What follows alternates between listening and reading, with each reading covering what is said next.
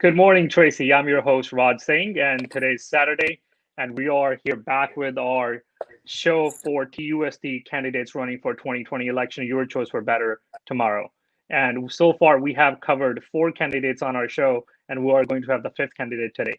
And before I jump into the political arena of the show, first, I wanted to thank you to my co-host, Gurtej Atwal, who's my friend and always working with me on putting these shows together. So thank you so much, Gurtej. And as we can see, we have a third face with us, our new team member, um, Kamaljeet Singh Pannu. So I actually want Gurtej to introduce him and to tell us a little bit about him, who he is, where he works, and what kind of background he has. Gurtej, please go ahead. Yeah, no, Kamaljeet Pannu, he is the educationalist, so with the education system since long. So currently working as a vice principal with Mountain House School. So I'll request Kamaljeet to please just share something about himself. Well, good morning, everybody, and thank you guys for having me as well, Gurtej and Raj. I appreciate the opportunity to join you guys. My name is Kamaljeet Pannu. I'm a vice principal at Mountain House High School. This is my, oh, lordy lord, I think 12th, 13th year in education. Originally from England, moved to the Central Valley of California and attended UC Davis for my undergrad. Then did my master's in education administration at San Francisco State. And then did my second master's at UC Davis and also got my teaching credential from there. Was in the Bay Area primarily for the last 8 years, and about 3 years ago, I moved over to the Central Valley, and I've been part of the Lambertville Unified School District. So thank you guys for having me. Thank you very much. So we feel honored to have you on our show. Yeah. With your credentials and with your education background, all this program blends into that.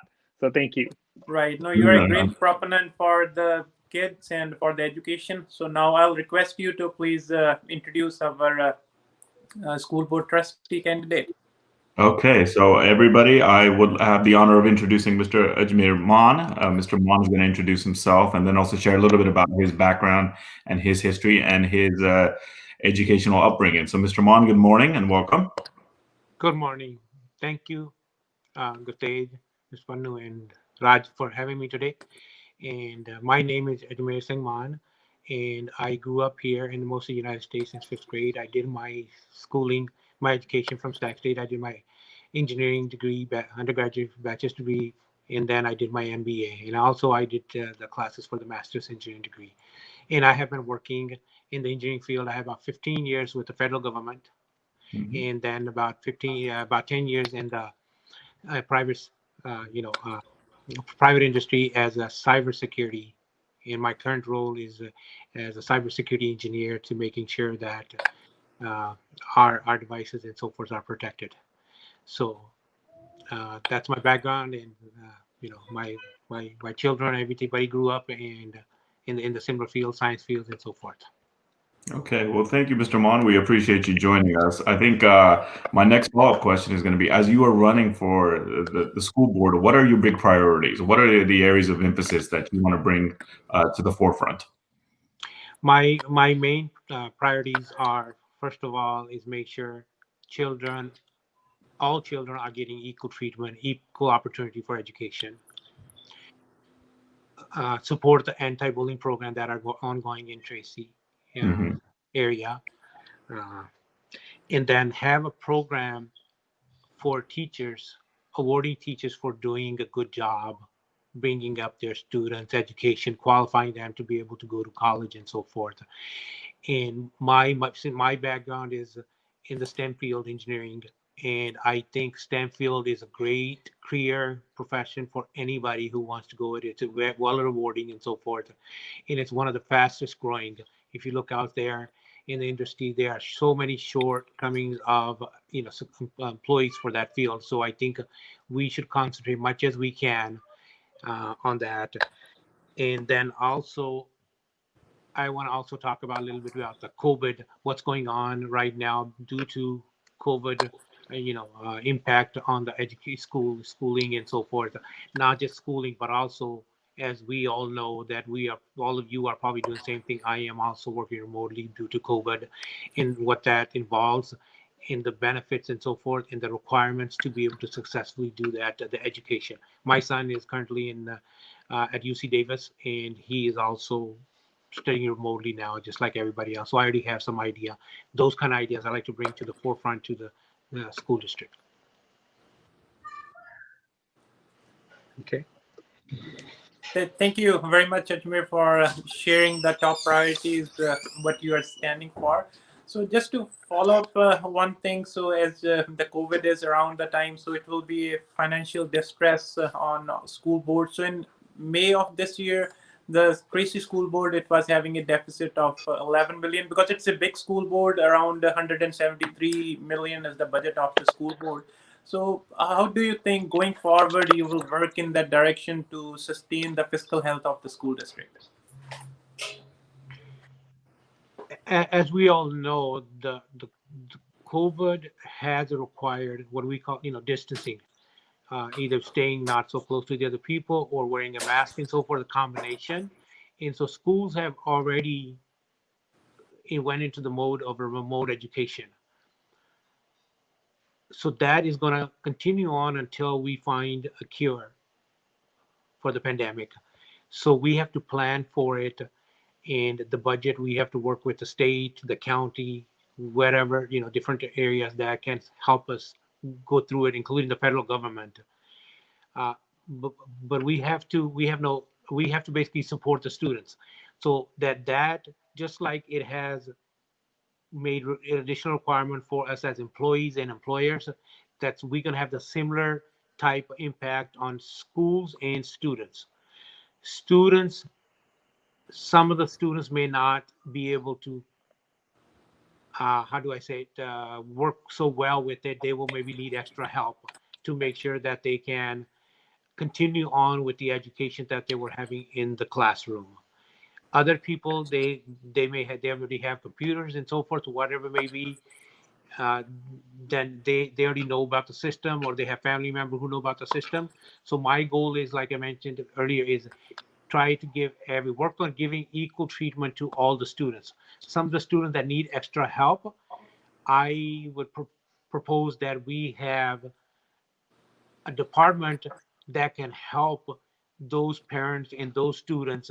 If they don't have a computer, give them a basic, simple computer, laptop that they can work with, or help them set it up, make sure we can help them install, because this is how typically it's done with big companies. For example, myself, when I went to work, they basically gave me a computer that's already set up and so forth, with all the application that I need and so forth. So similarly, we probably already have it. We already have a department. Everybody does. So in the school IT department, maybe add a small group or whatever we want, but be able to make students and parents feel comfortable that we care for them and that we want them to not lag behind because of their own personal difficulties.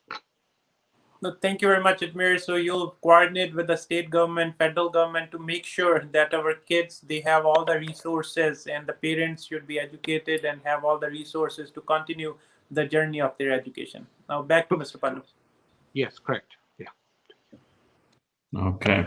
One of the things I also heard you talk about was this notion of STEM education. And if you could just share a little bit more about that, about how you plan to address bringing in more students, members of the community, and highlighting the impact of STEM and how you can branch that out. So if you'd like to share a little bit more about that. Yes, definitely. As I mentioned, myself, I'm an engineer, and my son is studying engineering, and there's a lot of you guys are, yourself are in that field. So my belief is that knowledge of mathematics and communication are crucial to each and every individual to be successful, either in the professional field or in any, dealing with the public in general. So a lot of people are not very comfortable with mathematics. So, but mathematics is not, like they say, rocket science. Mathematics can be learned. We all learn it. None of us are born with that knowledge. We learn it as we grow up. So the more knowledgeable people in mathematics we hang around with and so forth, student-wise, our schoolmates and so forth, teachers, our parents, our relatives, we can learn it. And I have been tutoring during my college days, and my son actually also does tutors right now, calculus at UC Davis. So it does help you improve. I myself went through tutoring, I'm not, I was not born with this knowledge. So it can be learned. So I want students and their parents to feel that they can learn it. It's not for everybody. I understand that, But anybody who does want to go into this field, I think Mhm. we should provide the opportunity and the guideline for those students. STEM, science, technology, engineering, and mathematics is a big, big field. We are the leaders in the world if you think about what the technology we have. I will mention I was part of the F-22 program, the fighter. That technology, first flight was in 1997. Nobody in the world still don't know how to build that technology, and we built it what, 20, almost 25 years ago. Okay, we have the SR-71, which is also stealth technology that is 60, 70 years old, and Mhm. nobody has been able to copy it. So Mhm. all this comes from the STEM field. Okay, so I think we have all the jobs that are open right now, that are rewarding, that are well paying, and so forth, are out there, but we don't have enough students concentrating on that field. If my only right now, my only thought is they're not getting the proper guidance, or they don't think it's the right field, or they don't have enough knowledge, they're afraid of it. When I was doing engineering, yeah, when I took physics, it was not easy. It's difficult for all of it. We all know it, okay? But we do go through it and we learn it. And that's what I want to be. I'm a proponent of that. And I think Mhm. it's a very rewarding career for anybody who wants it. Mhm. Man, girls, boys, whatever it may be. And it's not even for the people who are in the special education or who are physically handicapped, so forth. They all can learn it. And I'm a proponent of that. And that's what I would try to push or propagate more, Mhm. so we help them having tutoring centers, teachers spending extra time, and awarding those teachers for doing the encouragement, for giving that extra time, students, so forth. And this is also going to require instructors who are not just know math, who Mhm. loves to teach.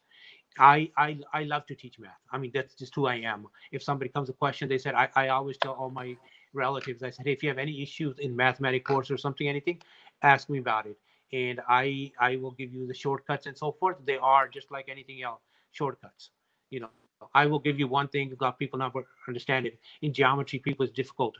If you guys have heard of SOHCAHTOA, that is a simpler ways to remember those triangle sides, how to come up with equations. So those are kind of things I think if teachers put that into the students' heads at a younger age, it will stick with them. And you don't learn everything once. You learn over time, just like a child learns to crawl, then learns to walk. But when he or she is walking, then they start to run. After that, it's normal. They don't Mhm. even have to think about it. So that's my thought is, hey, let's make these students feel comfortable. So when they are taking those courses, by the time they're ready to go to college, it's natural for them. Yeah, so what I hear you saying, Mr. Mann, is that you definitely want to expand not only the knowledge base of the STEM education, but also bring more members of the community into STEM education. Correct. Yes. Okay. The parents need to be involved, and we need to bring those instructors. Mhm. Even people like us. Okay, we are working full time. There's a lot of other people who are really good at it. Hey, bring them in if they're good, if they're helping. They have them teach a class. It Mhm. takes a little bit extra work. I went through a college one time mathematics course, and he had master. He didn't have PhD, but he came and taught math at Sac State. Mhm. One of the best instructors I've seen, because he knew the subject matter. And main thing is knowing the subject matter and loving the subject matter is what's going to move it, I think, forward. And one of Yeah. go on, Mr.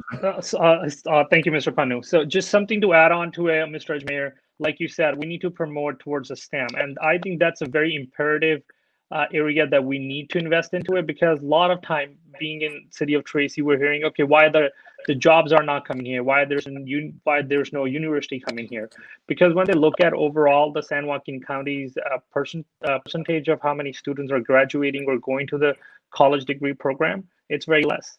And that is one of the challenge that we're facing, that why companies are not here, because you don't have a workforce, a Mhm. skilled workforce here. And we need to invest into that so we can prepare these students that they can go to the university, they can graduate, and more companies can come here and they can make this their hometown. And right now it just no university here, no jobs are IT jobs are coming here. And I think that would add a lot of value to it if we start going into that direction.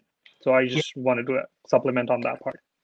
definitely. I agree, Raj. I mean, thank you very much about that. And then the thing is, since it's a remote work location now, Right. all those high tech companies in the Bay Area, they can have offices build in Tracy, and I think we can try to push for that right now. Hey, you need people, and it's so much cheaper here for them. And I mean, it's at home too, but they can have a local office as needed. A lot of companies are doing that. So if they have any issue or question or something, they need to have a meeting in live in person. It can be done right here in town. And I think in the long run, that can help move some of their offices, not the corporate offices, but at least offices into Tracy, and that will help Tracy in the long run. And then that in turn again will help encourage students and teachers in the schools and everything to go push the program even further. Exactly. Yep. Right. Yeah, no, we have now Tracy, Mountain House, adjacent cities where their parents are very tech savvy. So yeah, STEM education, that is must to learn them, to encourage the companies, and to make them competitive for the job force or the environment. So one Yes. more thing is you mentioned about the equal treatment, equal opportunity, and the anti-bullying. So what are your thoughts? So how would you approach those scenarios? Just like any program, if you want to push that program forward, you have to put awards toward it. And anybody who's breaking those rules, just like we have, if you're speeding, you get a ticket. So the people who are bullying type students or teachers, whatever it may be, we need to look at to those closely, and they write the policies and so forth. Hey, these are the consequences. If you do this, this will happen. If you do this, and not just make them, you have to enforce those policies if you want those policies to work. Just like at work, we all know about security. We have a non-disclosure, all of us do, right? And we know it stays right in the policy. Say, hey, if you disclose anything about this information about the company, you can be fired on the spot. And it does happen. And if those policies aren't enforced, then people will start to continue to do it. So those kind of things, create the policies that are for awarding people for doing a good job, and I guess maybe the punishes word or what, a reprimanding for them for doing something that's wrong. And anti-bullying, like I mentioned, my son was part of the anti-bullying program working with the Tracy of City, mayor of City of Tracy, when he was in high school. So we used to talk about it, things going on. And he's an athlete. He's basketball team and everything, captain and so forth. So he saw some from some people, but being an athlete also helps. My encouragement, I was an athlete myself, playing American football and so forth. I think getting students into everything, mental, physical, everything, it helps the bullying program. If you can stand up for yourself and your friends stand up for you, that bullying will reduce and eventually it will go away. So have programs that help students understanding about it. First thing is doing anything is not having knowledge. If you don't have the knowledge, you don't know what to do. If you have the knowledge, then you can do something about it. And when we make those policies, we make those opportunity. If somebody is being bullied and they come to the school, the teacher, we need to have a process, that's clear and transparent. So it should come up. We should maybe like we do in company change management. So tracking what's going on will also help. A lot of time, if you're not tracking what's going on, you don't know what happened yesterday. Lessons learned and so forth, it's all forgotten because nobody knows about it. But when we have those, and it doesn't take too much. You have people in the team already, so forth, that's tracking things like that. And then making use of that, eventually, when you have that culture, it'll be a cultural change. When you have that culture change where anti-bullying in school district of Tracy is not accepted, people will stop doing it. I seen it. We see it everywhere. We see it nationwide. We see it worldwide. Until you do something about it, it doesn't happen. So I would push for that and make sure everybody feels comfortable. Biggest thing is make the students feel comfortable. Make it known knowledge to all the students and their parents, so they can come. They have somebody to go to if they're facing that. Right. No, thank you, Ajmer, for pointing it out. That is correct. The knowledge, information that should be with the students from the early age, what bullying looks like, what these kinds of things look like. So they, among their friends, they can bring a culture which will just eradicate these kinds of things. Correct. And now it's back to Mr. Pannu. Yeah.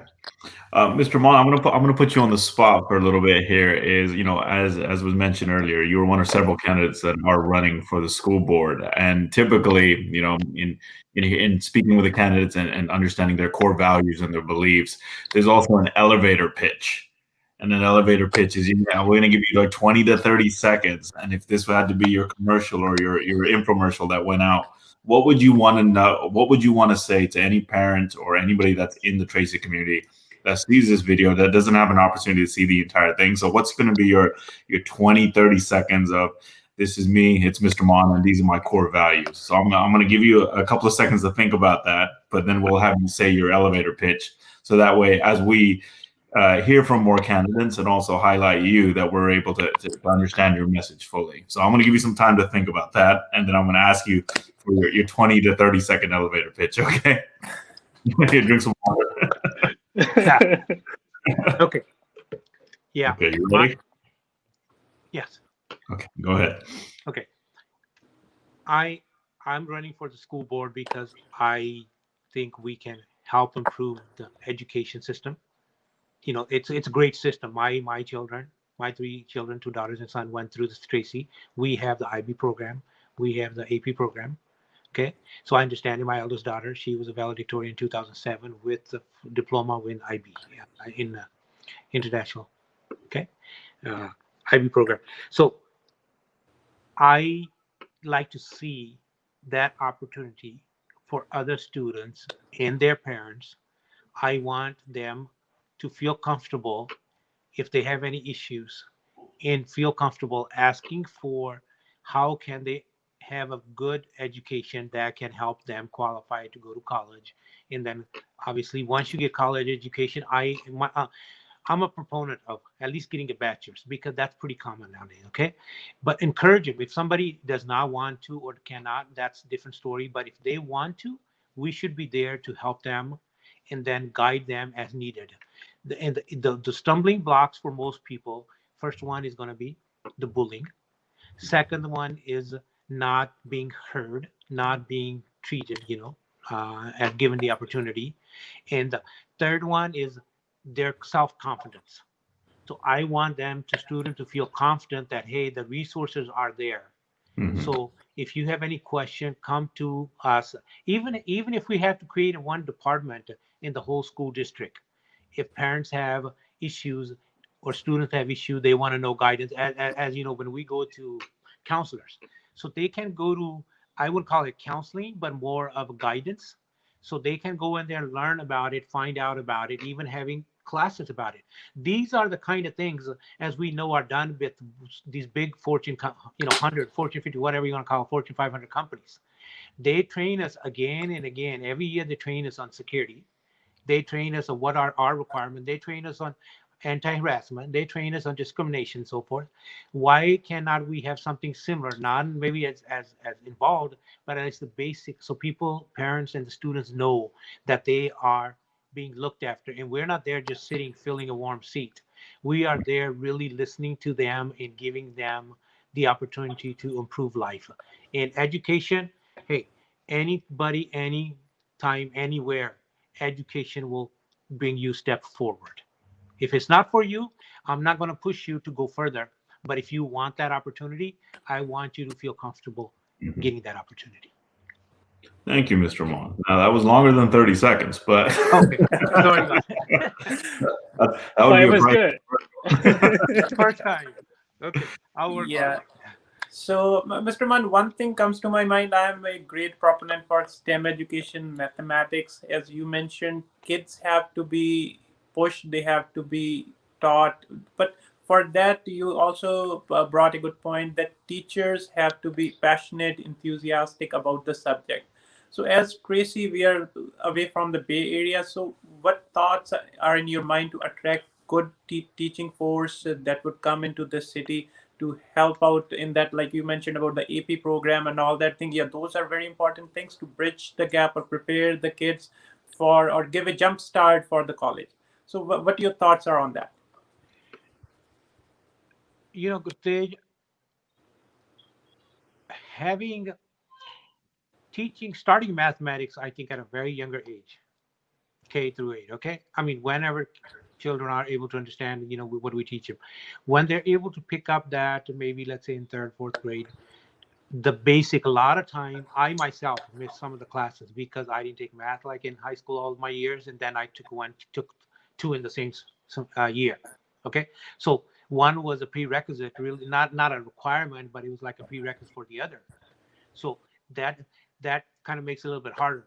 But so if we bring them up from younger age, teaching the basics, and what I would like to see is that being put throughout the school district. Hey, these are the basics that you need to teach your students. So when they finish, for example, grade third or grade fourth or grade fifth, they all should have. And then also have testing that is same testing throughout the district. This is being done in other parts of the world where they have a great education system.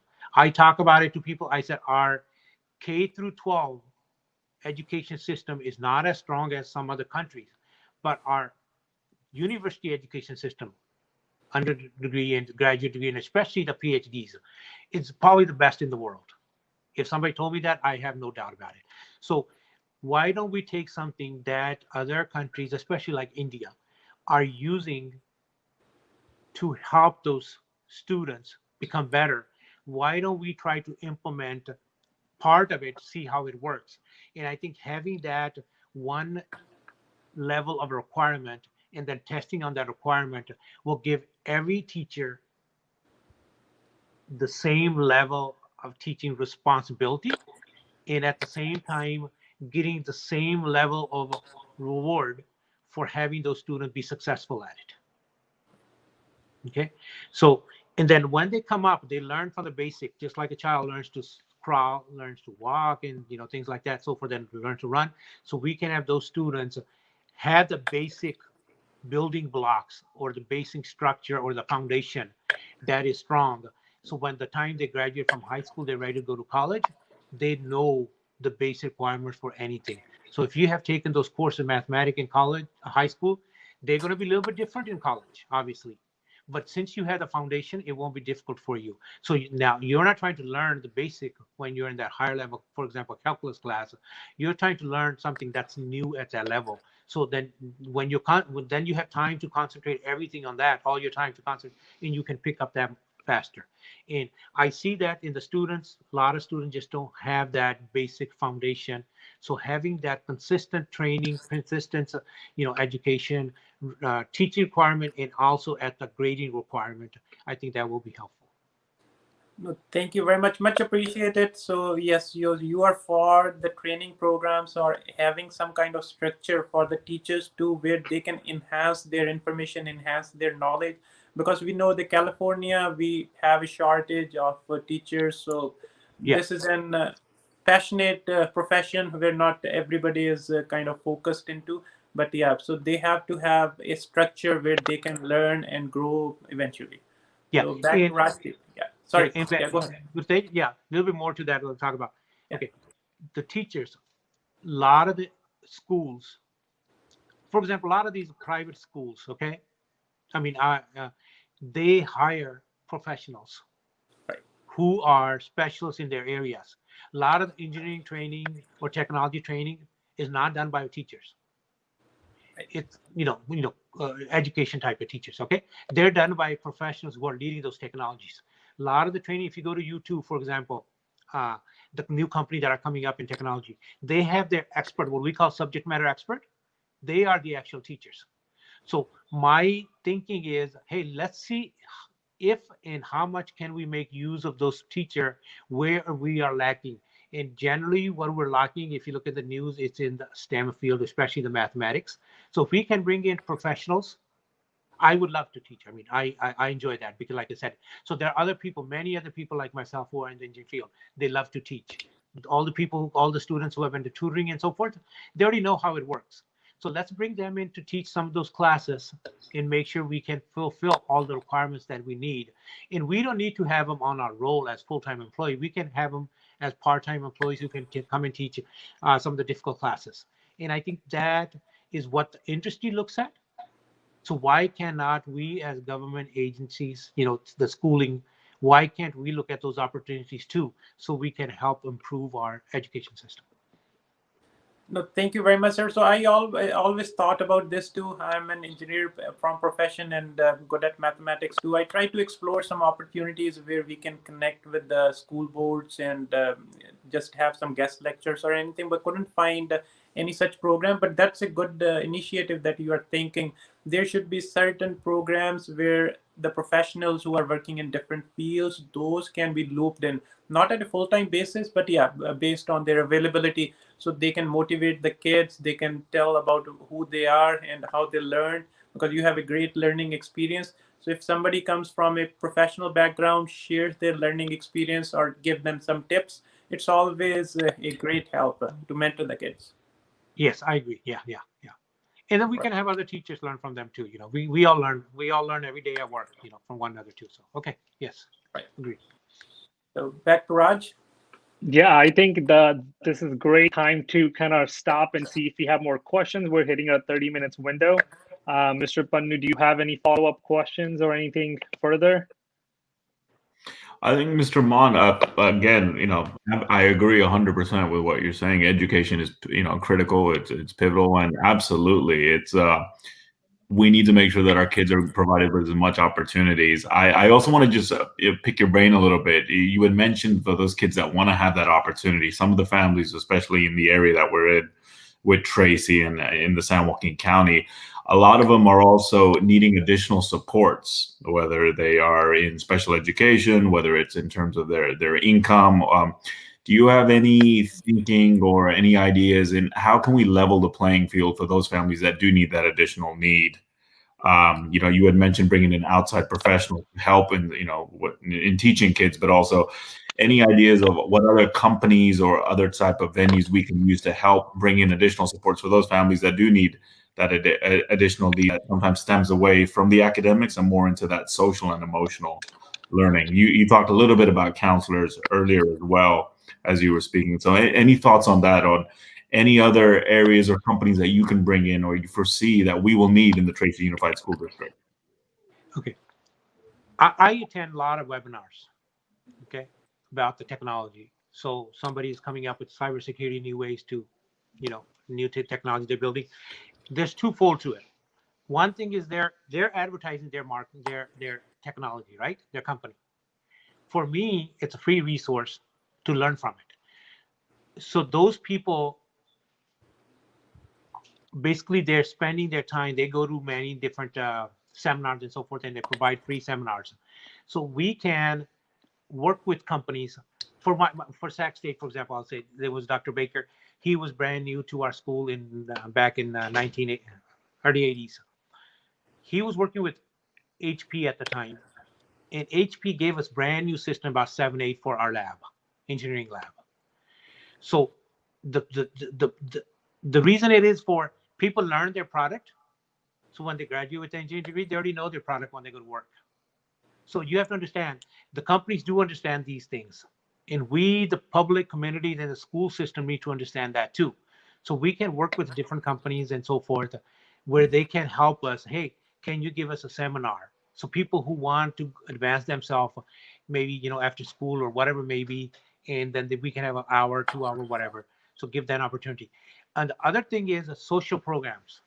We here in the United States have many social programs. We all understand that. Some are more popular than others, but the programs are meant for people to be able to survive. Okay, because of, well, for example, I can tell you, I'm also expert in income tax because I ran Jackson Hill for a few years. So earned income credit. What is that for? Is people who do not make enough. We don't want to overburden them with tax, and we actually give them credit. So similarly, we should have program in the school district for parents who they're working. They're already spending their full time working, sometimes more than one job. So let's give them a break and help them out. Like I mentioned about the computers, those people who cannot afford it, give them the opportunity to have the little computer. They can be pretty simple enough, just so they can have the education, and have the program where they can come for help if they don't need it. Sometimes you have the parents may be very well doing something, but they have no knowledge of technology. They should also be able to come to that group and make sure they can get their computer set up and so forth. What it is, most people, from what I see myself and others, is people don't feel that the opportunity is there or the encouragement is there, or they don't want to, have to fight back or anything. Hey, make them feel welcome. Have that program managed and run by people who are good in customer service, because their main goal, they have to have, one thing is technology understanding, second thing is customer understanding. So if we can have that out there with the school in one location, everybody should be able to feel comfortable and go to it. I've been through it myself, those kind of things. I've met some of the teachers. For example, one Dr. Sims in my school, somebody told me he's very difficult, but he's good. I took him, one of my favorite. I learned the most from his class than I did with anybody. He's very difficult, but he was your friend. If you had a question, he didn't even think. He would go to the board and explain everything in detail to you within a few minutes. And so students, when you start asking those kind of questions, students pick up. Hey, this is a good teacher. Let's go ask him. I want everybody to feel comfortable going to their teachers, going to their school staff, going to the school board, everybody, if they have any issues about it. And then we should take it seriously, hey, address it, because our goal is to help improve our community and create that link between companies and so forth, and invite companies to encourage us. And then that also will help the companies, big companies, understand, oh, hey, this is a great resource. Tracy area, we can work with them, and also at the same time work with a bigger school, like UC Berkeley, UC Davis, Santa Clara, Sac State, whatever. So they will also, we want them to come in and recruit from here. Hey, you guys have a great program. We want these kind of students to come into our program. And it's all basically a communication, creating links, creating relationships. And that's what I'm a proponent of. Yeah, it definitely sounds like, as you said it best, it's this notion of creating those links and those partnerships and being able to expand not only what we have already, and it sounds like as if you were elected to the school board, but continuing to strengthen those as well. Because I think we all agree it's the Central Valley, especially the Tracy area, and as we are getting closer and closer to the Bay Area, as the populations are starting to mix more, but we definitely need those additional resources. And also, even though it's just a hill that separates us from the Bay, absolutely, that we can continue to strengthen our partnerships over the hill, but also entice some of those companies, corporations, or just those community-based organizations to come over the hill and help support the population here. So thank you for that, Mr. Mann. Sure. Yeah, no, thank you very much, Mr. Mann. So we have, so this school district is a decent sized school district, 14,000 students. They go here every day. So we have touched, so how you can add value to the students, just giving them an equal opportunity, just encourage them in the STEM field. Their parents are listening. So we have talked about the teachers. So the staff is approximately 1,400, 700 are the teachers. To empower them, to incentivize them, to create a program to encourage the teachers continue their learning and share the information with the kids.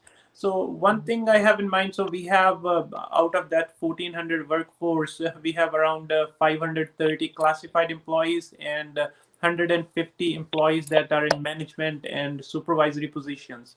So what is your message for them? For the teachers and for the management. Yes. Hey, look, we all go through it. I can talk more from my experience or what I have read and so forth, is make students and the parents comfortable when they have questions and so forth. Make them feel that, hey, we're here to educate your children, whatever it takes. If we are lacking something, give us feedback. This is we all know it. When we have meetings, right now it's automated. What was the quality? So get that feedback, encourage that feedback. All it's going to do is going to help you improve your education system. And when I was with the F-22, my main was to set up the support process, how we're going to support the software, right? So I worked with the program managers of F-14, F-15, F-16, and F-18. I went to them and spoke with them. I said, I want to know if you can brief us, give us a meeting and so forth. We can set a meeting. Tell us lessons learned. Lessons learned meaning, hey, what did when you did the support, what were things that you learned how to improve? Like they say, hey, when you have a risk, how do you remove it? Once you remove it, you need to understand how it's done. For example, if you want to teach him, for example, like I mentioned the other thing about the SOHCAHTOA, if you want to teach him basic things about certain things about mathematics, make sure that everybody understands this. Make that part of the training so they understand it. So lessons learned from there for us as people who run the program is, hey, these are kind of mistakes we made in the past, so let's not make them again. And that helps a lot. When you're not making that mistake, which is probably taking 80% of your time, you have that 80% of your time, even if you don't learn from 100% of them, let's say you learn from 75%. You're saving that 60% of your time to do something else rather than you're repeating the same mistakes. So we should get good feedback from students and the parents and school teachers, and everybody share that, what we call brainstorming. Share the good things that we learned, share the things that didn't go well. So we can, as a group, improve our teaching, the whole school system. Right. No, create the whole as a big family, the teachers, the students, the parents, and you'll work as facilitating that whole group and leading them forward. No, thank you very much, Right. Mr. Mann. Yeah. Yeah. Thank you. Back to Raj. Okay, so I know we're about to wrap up right now, but I actually wanted to bring one question that just been like bothering my mind, because on last couple of sessions we have a couple of students that joined us, and one of their repetitive question on 2 or 3 different sessions was that how are we making sure in this COVID that somebody's available for a counseling for them, because right now they are being distanced from their friends and they're not seeing each other, and being at home and stuck at home, it creates a mental stress on everybody, not only on the kids but on adults as well. And the physically in the school the counselors are available, but what is happening right now, or how would a school would manage to kind of give them that sort of service, so somebody can call them or be on the online to talk to them, hey, I need help, or I need to talk to somebody about this thing, how I'm feeling about it. Do you have any ideas about that? Yes, definitely. My company I work for, last couple of companies that I worked with, we have, since COVID, they all started new, what do you can call it, group, and they send you regular emails to all the employees. Hey, if you have any issues you want to discuss, family, working from home, things, anything that's related to it. It could be, space crunch. It could be whatever. It could be noise from other and so forth. Like when you have 3-4 members in a house, they're all working remotely. That's going to be a little bit. You have to plan for it. Some people it's easy to understand depending on your thought process. Other people it's not. So the companies have set up groups and they send emails out to everybody on a regular basis, like every bi-weekly or monthly. Hey, if you have any issues, let's reach out to this department. So my thought at this moment, if Tracy School District doesn't have that set up a group. It can be started with a local counselor from different schools.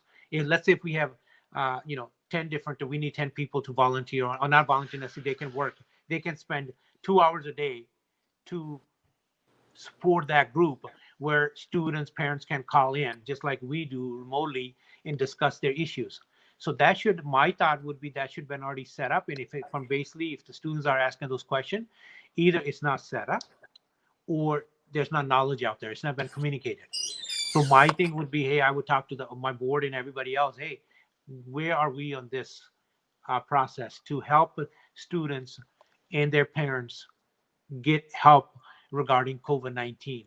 And it is, we don't necessarily think that, but I know it from my children too. My son, he used to play basketball with his friends all the time, in spare time. Now you can't go play, not even here. He played with adults here in Tracy too. You can't do that. So, but he will shoot around a little bit, then I will help him. We'll walk the dog or something. We have to do something to keep him busy, right? So everybody should be given that guidance. Sometimes it's just simple encouragement or guidance. Hey, yeah, just do that. Even walking. I mean, put a mask on and go take a walk. You don't have to walk where other people are. Just walk wherever you want. It's one of the best exercises. But the biggest thing, as you mentioned, Raj, is having those people to connect with somebody. And to be able to connect with somebody, we have to have that program set up, and we have to communicate that program to the public. Great, wonderful. I'm glad you did address on that, and I like your thought process. So thank you so much. We're hitting 45 minutes window. I think it's a good time to stop here. And I would encourage all the audience or the future audience who will be listening to this show later on, if you have any question, if you need any clarifications, you need to talk to Mr. Ajmer Singh Mann in person, please do let us know. We can convey your questions to them. We can connect you with them. And Mr. Mann, if you have any number that, or contact information or email address that you would like to share with the audience, please do so. Yeah, they can reach out to me on my email. It's MANNAJ1 1 at msn.com. That's basically my last name, and AJ is my nickname, and then 1 at msn.com. And I will respond to them, as soon as I can, and feel comfortable. That's what I'm here for. And I want to make sure everybody feel comfortable, that we communicate and then we respond to, questions or issues that people have.